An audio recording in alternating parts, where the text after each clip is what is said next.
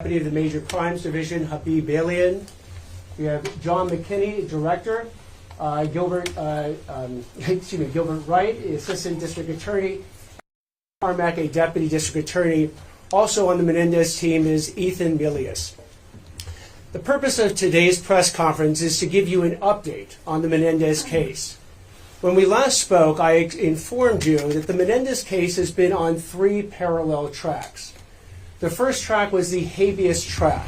That was a track started with a motion filed in May of 2023, where the Menendez brothers are asking for a new trial based on new evidence.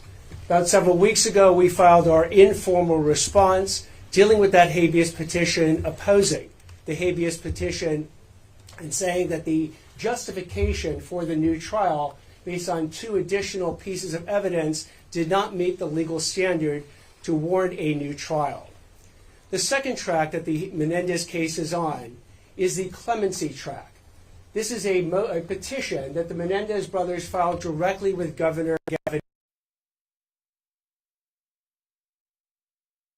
Could have acted on any moment since he has been in power since 2019. He can act on it today if he so chooses. He has unilateral constitutional power to commute the Menendez's sentences if he chooses and release them today. There is no hearing he needs to have, there is no deadline, and he can also do nothing. The third track is resentencing, and we are here today to discuss that third track. The resentencing is a law that was passed by the state legislature in California, a somewhat unique law to California, that basically gives the judge, under certain circumstances, the power to resentence someone who has been previously sentenced. In this example, potentially, the judge could resentence the Menendez brothers from life without the possibility of parole to life with the possibility of parole. Now, resentencing hearings get started in 2 different ways in this case. One of the ways is that the court has initiated these proceedings itself under Penal Code Section 1172.1A1. The second way it also got started is when the prior district attorney filed a motion under this code section to begin the resentencing proceedings. What the position we are taking today is that we will go forward. We are prepared to go forward with the court's initiated resentencing proceedings and look forward to a resentencing hearing on that motion. However, we are asking the court to withdraw the previous district attorney's motion for resentencing because we believe there are legitimate reasons and the interest of justice justifies that withdrawal.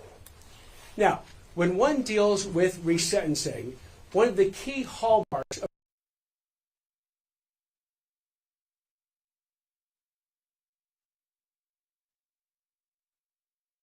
if they pose that risk is to understand if they have been rehabilitated.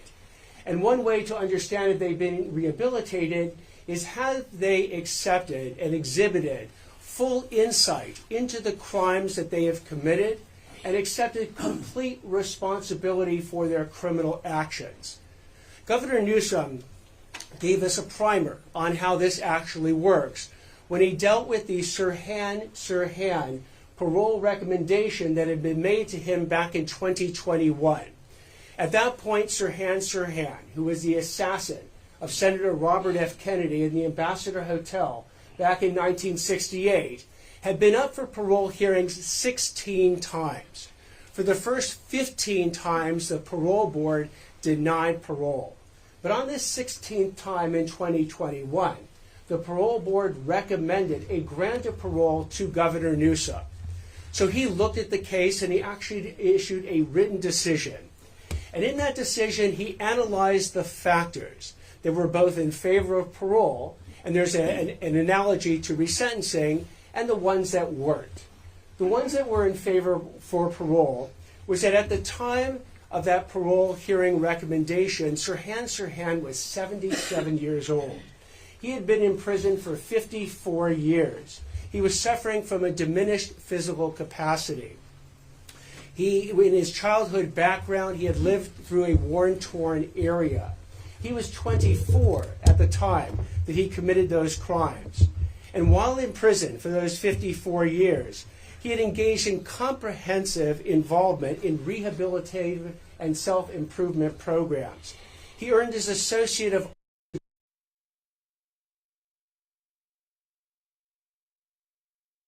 which is an analysis by the California Department of Corrections and Rehabilitation as to what type of risk level you're at, was at the lowest. It was a 19. In fact, the California Static Risk Assessment said it was that lowest level. His rule violation reports, that's the number of reports that he had experienced since he had been in prison since 1968, was 2. And the last one was in 1972.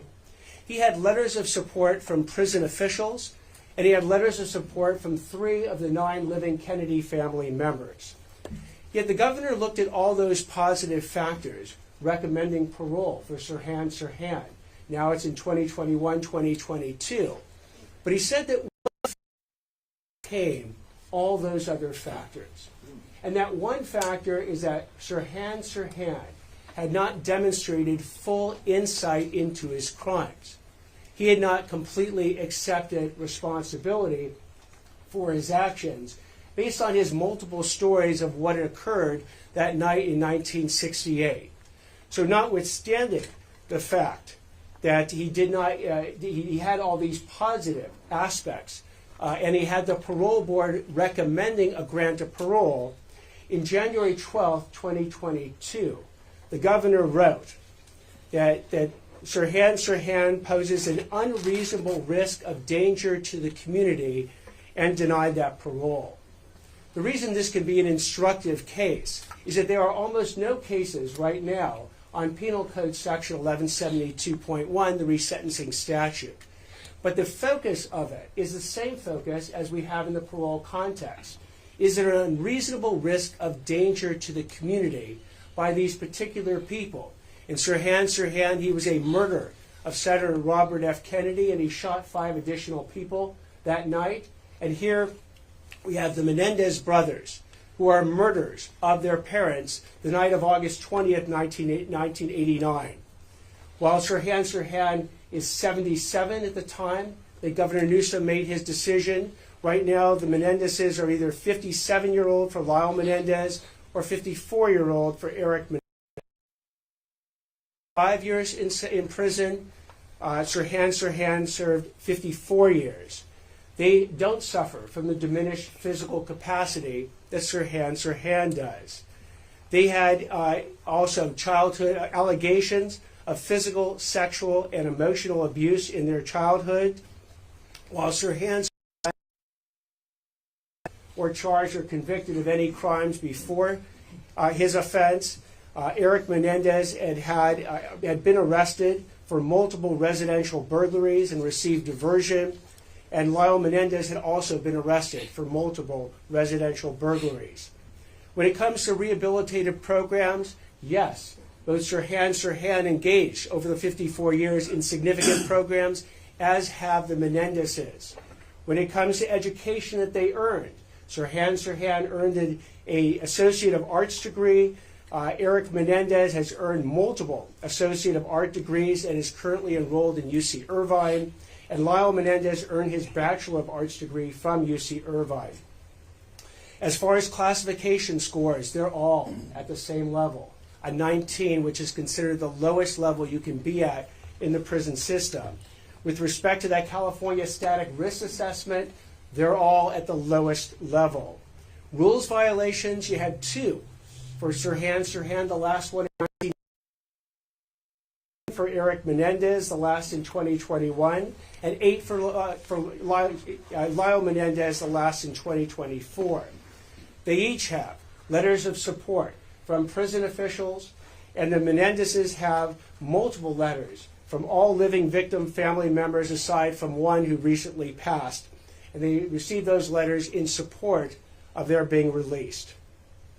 With respect to them, the key issue of exhibiting insight, full insight into their crimes, and completely accepting responsibility for their actions, this is where the Menendezes, like Sirhan Sirhan, also fall short. As we lay out in our pleading, which is now 87 pages long, we go through a 60-page statement of facts, which is different, by the way, than the 3 pages that the prior motion had laid out as far as the crimes that are involved. And as we show, the essence of the defense that the Menendezes have maintained from the first trial into the second trial to the present day is that they acted in self-defense.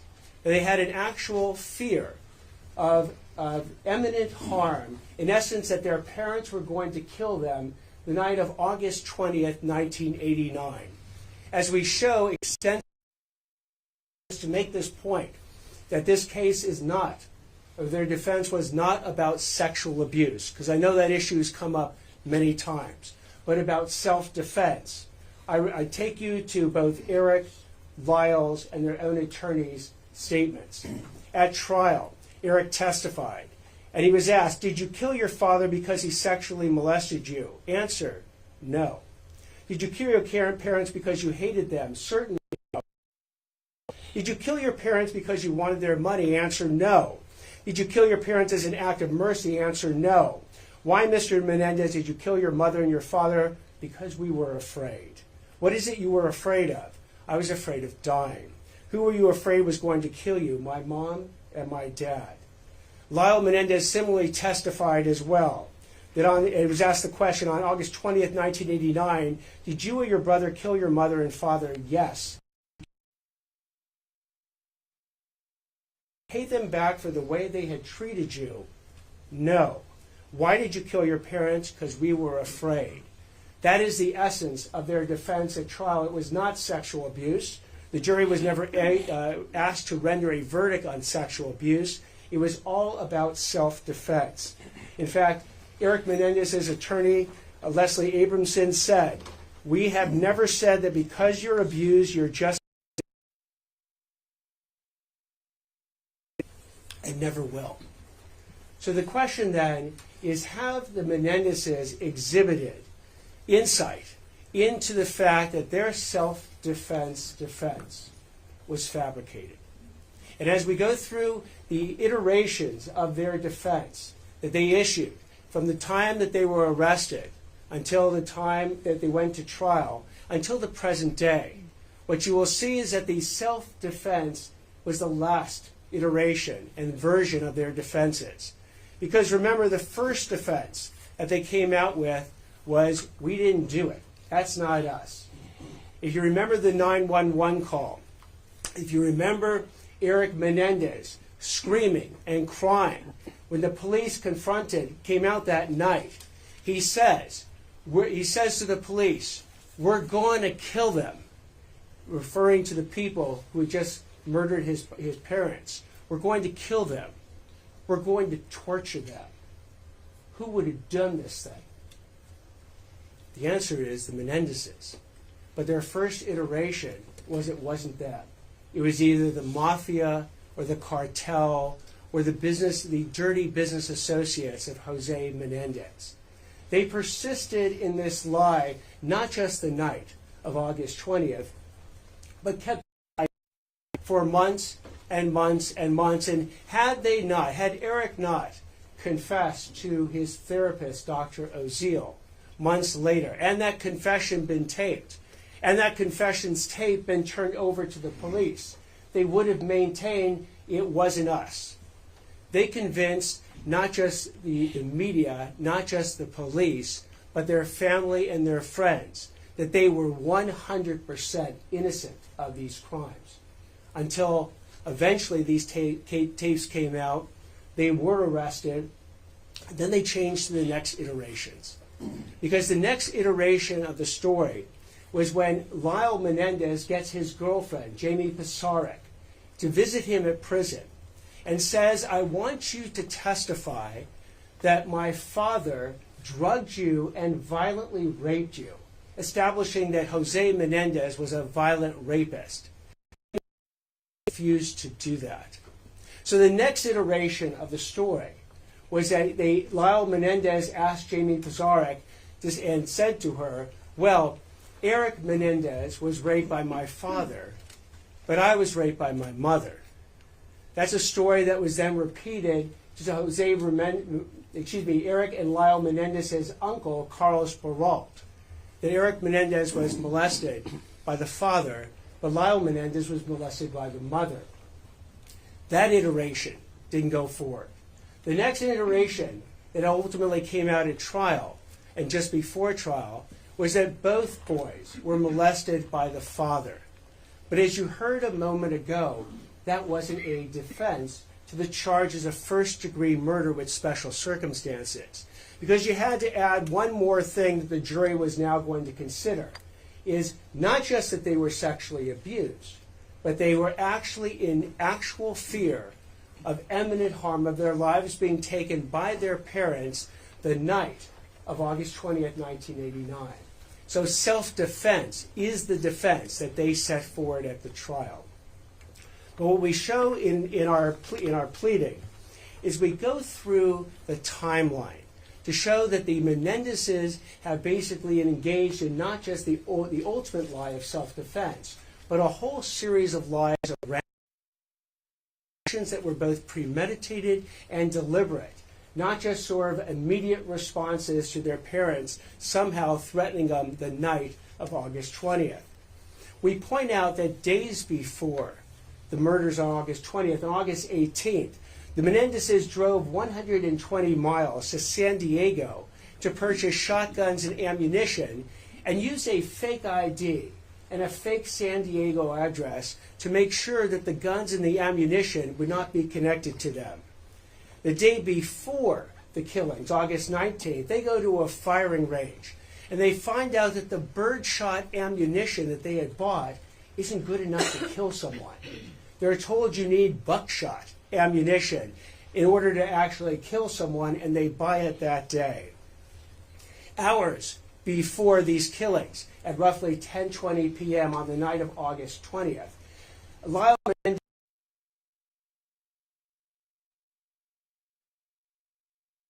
was that they were going to go to Batman that day. Hours before these killings, at roughly 10:20 p.m. on the night of August 20th, Lyle Menendez contacts one of his friends, Perry Berman, to set up the alibi. And the alibi was that they were going to go to Batman the movie at the 8 o'clock showing. And they would be at that movie when the killings would have occurred, and then meet Perry Berman at the Taste of LA event afterwards. They set this up before the killings. Now, during these killings, as we've explained before, these weren't just a situation where all of a sudden the parents threatened their lives, they reached for something and shot them dead. No. These killings, the actual shots, were designed to make it look like a mafia gangland hit. They shot Jose Menendez through the back of his head. They shot Kitty Menendez not only once, which then caused her to go down to the ground, bleeding, but when they ran out of ammunition, they went back to the car, reloaded the shotgun. Then Lyle Menendez took the shotgun, put it up to Kitty Menendez's face, and pulled the trigger. Again, to make it look like a gangland shooting, but that was not enough. They then, while they were dead, shot them in the kneecaps to make it to complete the picture of what a gangland shooting would be. And at that point, they also had the presence of mind to pick up all the shotgun shells that were lying in the den, because they were worried their fingerprints might be in them. They then called Perry Berman to establish the alibi and went to the movie theater to buy the tickets, only to find out they couldn't buy the 8 o'clock showing because the next showing had already occurred. And Perry Berman had already moved on to a different event, so they couldn't meet up with him. So they took all those shotgun shells, they took the bloody clothing, they go to a gas station dumpster, and they dump it in the dumpster. But now they got the shotguns, what to do with them? They had the presence of mind to drive up to Mulholland Drive and throw the shotguns off the hill on Mulholland Drive. They then went back to the house. When they get back to the house, that's when they made the 911 call that someone killed our parents. And then when the police arrived, that's when they said, as I said before, when Erik and Lyle are running out screaming and crying, and Erik says, I'm going to kill them, I'm going to torture them. Who would do this? Knowing, of course, that it was him and Lyle who had done that exact crime a little more than about an hour and a half beforehand. So you had a situation then where thereafter they engage in this deception, the mafia hoax, the lies to their friends, their family, the media, and the police. And what's interesting as well is the actions they take immediately afterwards. If these were kids that had just lost their parents, you would think the last thing in their mind would be to check on where the will is. But sure enough, within 48 hours, they go ahead and obtain the computer that they believed a new will had been written on, disinheriting them, bring in a computer expert to delete and then double delete all the files dealing with Erik, Lyle, or Will that are on the computer. Go ahead and remove the safe from the family home into a neighbor's home to look at the safe only to determine there was no will in that. And then even go to the bank safe deposit box to go ahead and see if Jose Menendez had put the new will there, disinheriting his sons as he told them he was going to do. So the story again keeps going on, and today Erik and Lyle Menendez, at least from the beginning, fully expected for them never to go to prison because they had successfully convinced everyone that they didn't do it until they spoke to Dr. Oziel. And Erik, feeling the pangs of guilt, feeling even suicidal, talked to Dr. Oziel and basically told Dr. Oziel that they had done it. When asked about why they killed their father, they didn't mention self-defense. Why they killed their mother that night, they didn't mention self-defense. What they said about the father, what Erik said, is that he was a controlling, dominating force, and that is the reason that he was killed. When he was asked about the mother, he said the mother would be a witness to the crime, so she had to die. That the mother was so miserable because the father had had an affair that we needed to put her out of her misery. That the mother could not live without the father, and if we were going to kill the father, we had to kill the mother. What doesn't happen in any of the taped conversations with Dr. Oziel, and remember, he is being brought on by the attorneys to eventually go ahead and prepare a defense to the murder charge. So what they never tell Dr. Oziel in all the taped confessions is that they were in any fear of their life that their parents were going to kill them that night or any night, and that they experienced sexual abuse by the father. So the story then goes on, because once they get into jail, additional lies come up. I've spoken before about the lies that Lyle tried to tell with Jamie Pizarnik about her being violently raped by Jose Menendez. They also enlist another of Lyle's girlfriends, Tracy Baker, where Lyle literally writes her a script, a letter that is found later, that lays out a story of the mother trying to poison the Menendez brothers and the entire family.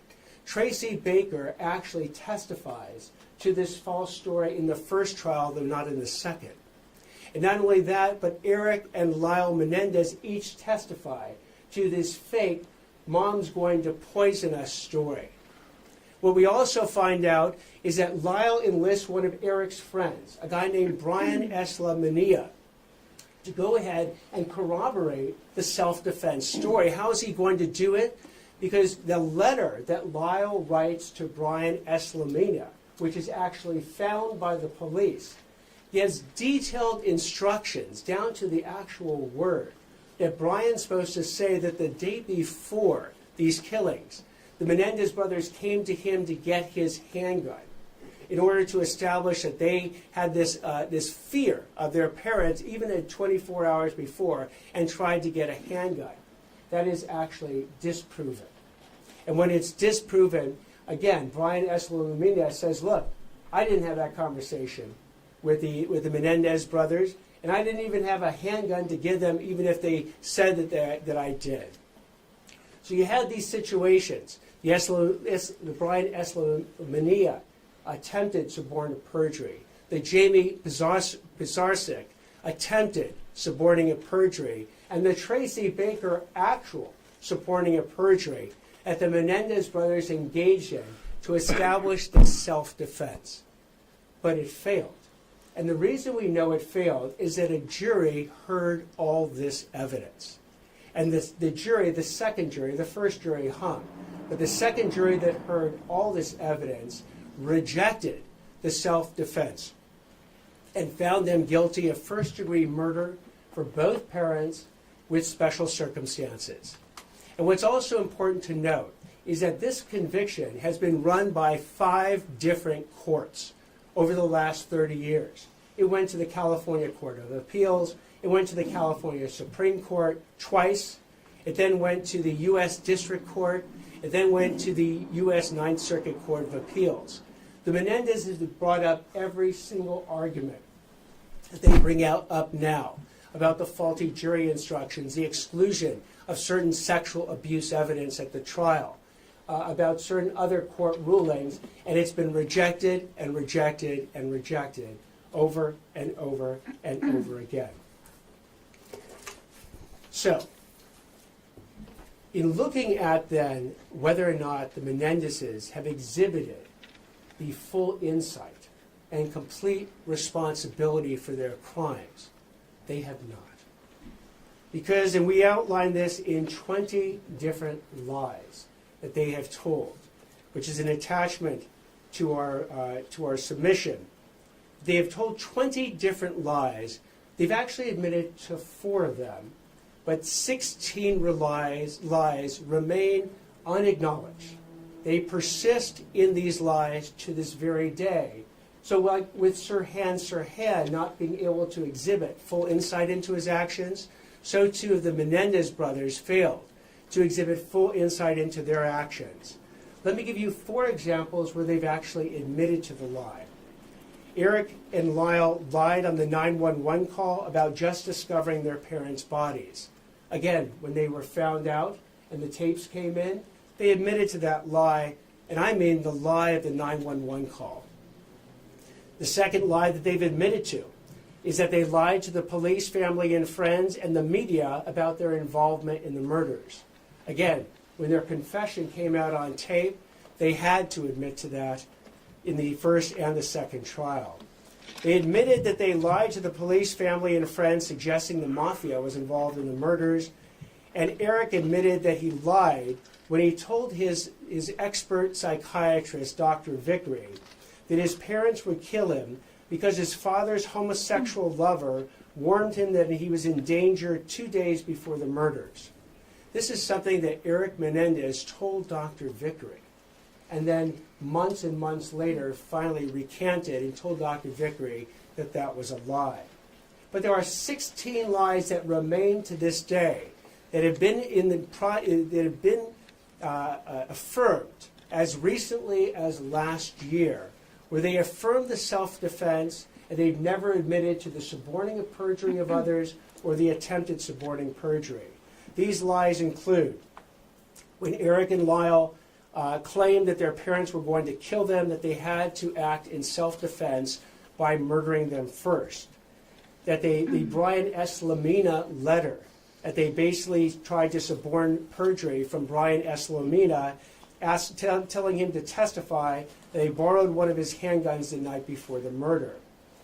Another lie that they told to support their self-defense story is that on that Friday, when they go down to San Diego, they said they actually didn't start in San Diego.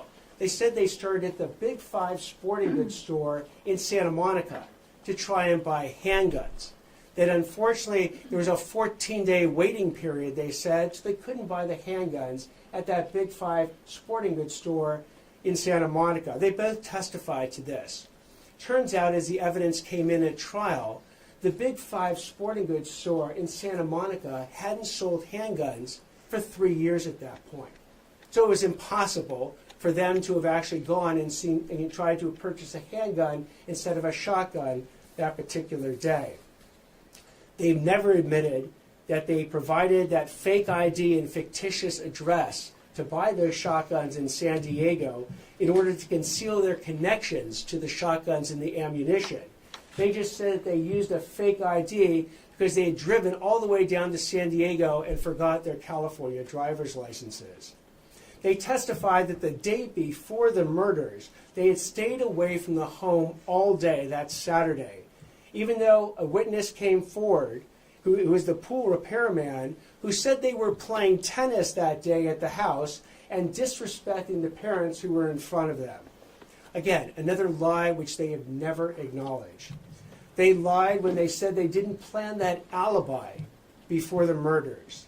They lied when they said they did not ask Perry Berman to come back to their house in order to be a witness on the discovery of the mutilated bodies. They lied when they said that they did not stage the murders to look like a mafia gangland hit. They lied when Lyle said they tried to suborn that perjury from Jamie Pisarcik about his father drugging and violently raping her. They never admitted that they lied when they testified that their mother was so dangerous and unpredictable that she tried to poison the whole family.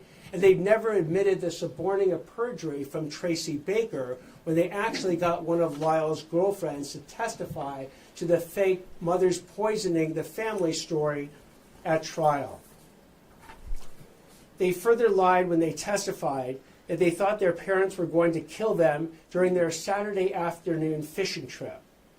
They lied when they testified that when they burst into the den with their shotguns, that it was too dark to see and their parents were standing up or moving towards them.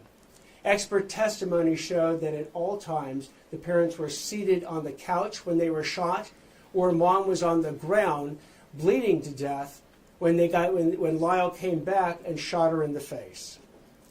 They lied when they said that they testified that the reason they rushed in on their parents was because of self-defense, and they thought that their parents were going to shoot them first that evening. And they lied when they testified that Dr. Oziel blackmailed them into confessing on tape to murdering their parents. We lay out this series of 16 of the 20 lies that they have never acknowledged, never showed insight into, never completely accepted responsibility for. By the way, what I just described to you was mentioned in a paragraph in the original motion that was filed by the district attorney's office. There was no discussion of exhibiting insight into one's actions or completely accepting responsibility for it in the original motion. So we are basically, in some ways, offering a path to the Menendez brothers. And here's what the pathway looks like. If the Menendez brothers at some point, unequivocally, sincerely, and fully accept complete responsibility for all their criminal actions, acknowledge that the self-defense defense was phony, and their parents weren't going to kill them the night of August 20th when they murdered them in cold blood, acknowledge that they suborned or attempted to suborn perjury in all the various ways I have outlaid. If they go ahead and finally come clean with the court, with the public, with the DA's office, with their own family members, and acknowledge all these lies, and then can be said to have fully and completely accepted responsibility for their actions. In the future, the court can weigh these new insights into making a determination as to whether they now qualify for rehabilitation and resentencing. And the people will do the same. The district attorney's office, if it is presented with these new insights, unequivocal, sincere acknowledgments of all the lies they have told for the past over 30 years, we too, in the district attorney's office, will reconsider whether or not we would want to go forward with a resentencing motion. But for now, while the Menendez brothers persist in telling these lies for the last over 30 years about their self-defense defense, and persist in insisting that they did not suborn any perjury or attempt to suborn perjury, then they do not meet the standards for resentencing. They do not meet the standards for rehabilitation. They have not exhibited the full insights and accepted complete responsibility for their actions. And as a result, just like in the Sirhan case, they pose an unreasonable risk of danger to the community, and the resentencing should not, therefore, be granted. I'm going to stop now. I'll take any questions that anyone has. After I'm done with these questions, Maria Ramirez will address the Spanish-speaking media and provide information at that point. The hearings on March 20th and 21st, it's word that they have been postponed. Is that the case? So those hearings, whether they occur on March 20th or 21st or at some point later, first it's up to the court on what the court ultimately wants to do. The court is receiving our response today. We anticipate the court may keep the March 20th and 21st dates to deal with our response. Again, part of our response is to go forward with the court's initiated motion for resentencing, and part of our response is a request to withdraw the DA's motion in this regard. The court might have the hearing then on that issue, and then if in fact it decides to go forward with the full resentencing, set a hearing in the future. I know that the governor has now ordered the parole board to do the risk assessment. That risk assessment can take up to 90 days. We don't know when it will actually be completed. The court may or may not want to have that risk assessment done before it has the final resentencing hearing. Yeah, can you just clarify? So obviously you've laid out this case. This reply motion will be at the file no matter what, but you cannot hold back Gascon's motion. You're asking the court to pull that away. If they decline in this hearing, the court will then have to weigh both motions equally. How does this play out in that? Effectively, yes. So what will happen is, again, you have, in some ways, double motions going forward. And in looking at the different motions, we have now analyzed the original motion filed by the district attorney's office and saw that in no way, shape, or form did they deal with what we believe to be one of the key issues, this exhibition of full insight and complete responsibility for one's crimes. So we are pulling back or asking the court to withdraw that motion, while we're also indicating to the court that we're prepared to go forward on the court's own motion for resentencing. Considering all the facts that you brought up, do you think there's any chance the Menendez brothers are going to get out of jail in the next few years? Again, we have laid out a pathway for the Menendez brothers to potentially get out of jail. It requires them to finally, after 30-plus years, fully acknowledge and completely accept responsibility for the entire breadth of the crimes and all the lies that they have told, including their defense at trial of self-defense. If they go ahead and do that, and they do it unequivocally, and they do it sincerely, ultimately the judge is the final arbiter of the sincerity and whether or not this is just being done to please someone, or whether or not the Menendezes have fully come to grip with the lies that they have told. Again, they had no problem at trial coming to grips with the fact that they had lied for over 6 months to the police, the media, their family, and their friends about the fact that they never did it, were not involved at all, and it was the mafia that had actually done the hit on their parents. So they have a history of acknowledging some lies. I'm hoping that they continue with this evolution of themselves, their improvement of themselves, to finally come to grips with the acknowledgement of the totality of their crimes and their lies.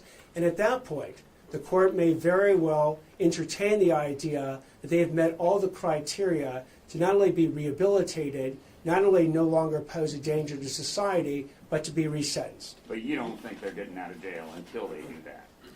Our position is that they shouldn't get out of jail. Now, ultimately, that is a position. We bring that position to the court. The court can agree with it, the court can disagree with it, or modify it in some respect.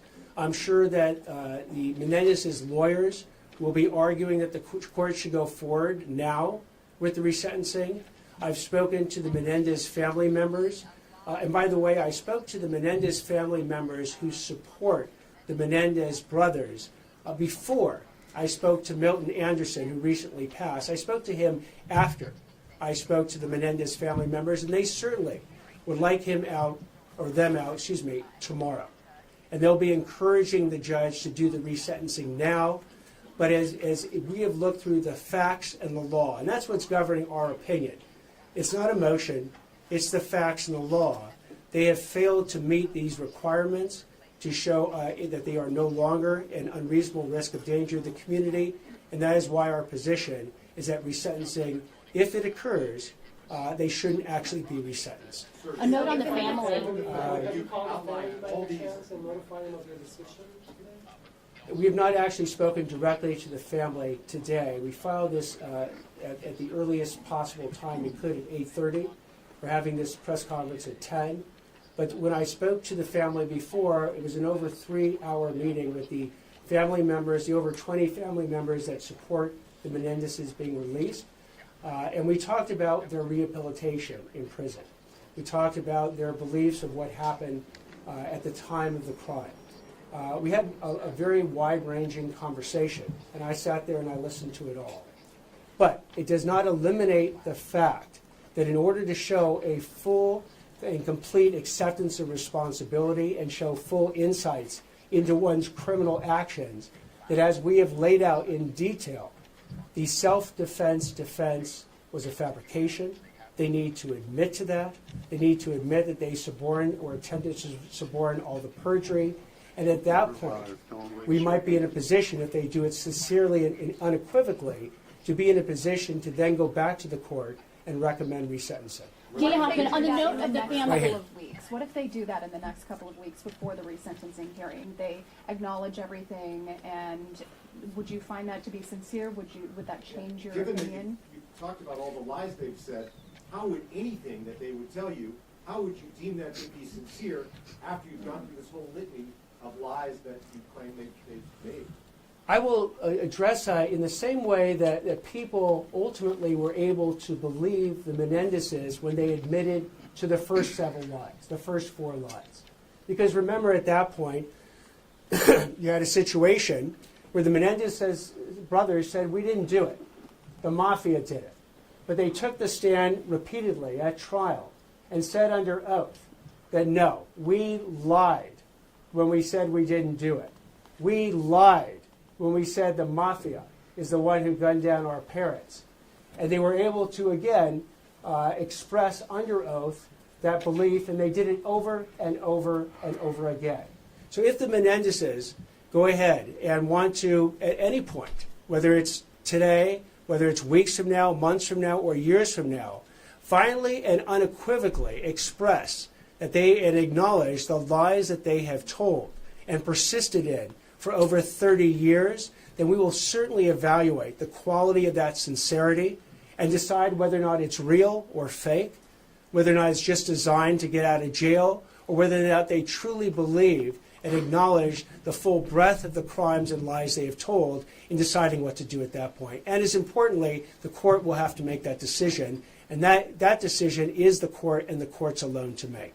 Yeah, the family filed a Marcy's Law complaint. I'm sure you've seen this with a wildly different characterization of the meeting than you've offered in the past. They were actually claiming you were hostile towards them, that there was a bias in essence to the case. I don't know if you have any knowledge of the characterization of the meeting. Can you dispute that description that they made? So it was a 3-hour meeting. And remember, the district attorney is not obligated to meet with any of the family members.